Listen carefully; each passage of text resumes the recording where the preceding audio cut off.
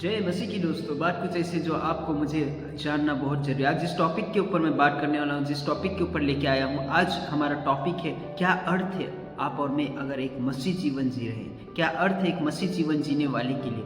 कई बार हम एक मसीह जीवन जीते वक्त हम भूल जाते हैं हमारा जीवन जीने का अर्थ क्या है, मकसद क्या है, पर्पस क्या है। इस चीज़ को भूल के हम सिर्फ नाम के लिए मसीह जीवन जीते हैं। लेकिन आपको मुझे जानना बहुत जरूरी है क्या अर्थ है एक मसीह जीवन जीने के लिए। एक मसीही का एक पहला काम क्या होना चाहिए, एक मसीही जीवन जीने वाले का पहला काम, पहला जिम्मेदारी क्या होना चाहिए।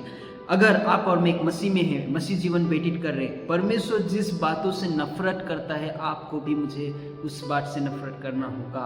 और परमेश्वर दूसरी बात कहता है कि जिस बात से परमेश्वर को आनंद मिलता है, खुशी मिलता है, उस चीज़ को हमें भी आनंद के रूप में अपने जीवन में लेके चलना बहुत जरूरी है।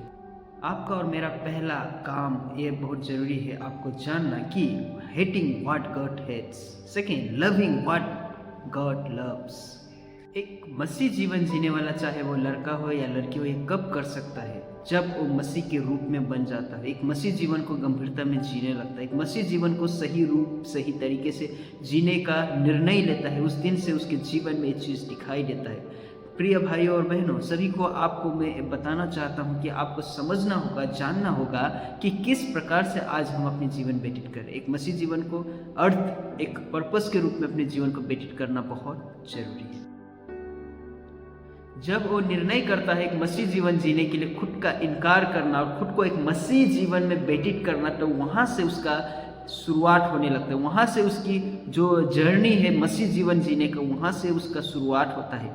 सबसे पहली बार जब आप मसीह जीवन जीने का निर्णय करते हो, पहली बात आपको अपने आप को त्यागना होगा, अपने आप का सेक्रीफाइस करना होगा। एक मसीह के लिए हर वो चीज़ जो मसीह को पसंद नहीं, वो चीज़ को त्याग कर मसीह जीवन जीना बहुत बड़ा काम है।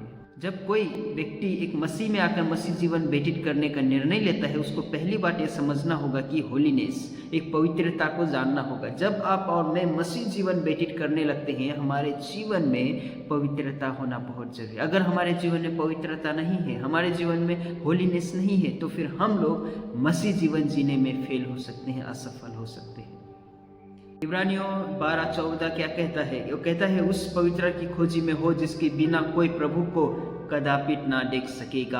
आपको अब मेरा ये जिम्मेदारी बनता है कि हमें प्रभु को प्रसन्न करने वाला जीवन व्यतीत करना है। मसीह को जो अच्छा है वो जीवन व्यतीत करना आपका और मेरा पहला जिम्मेदारी है।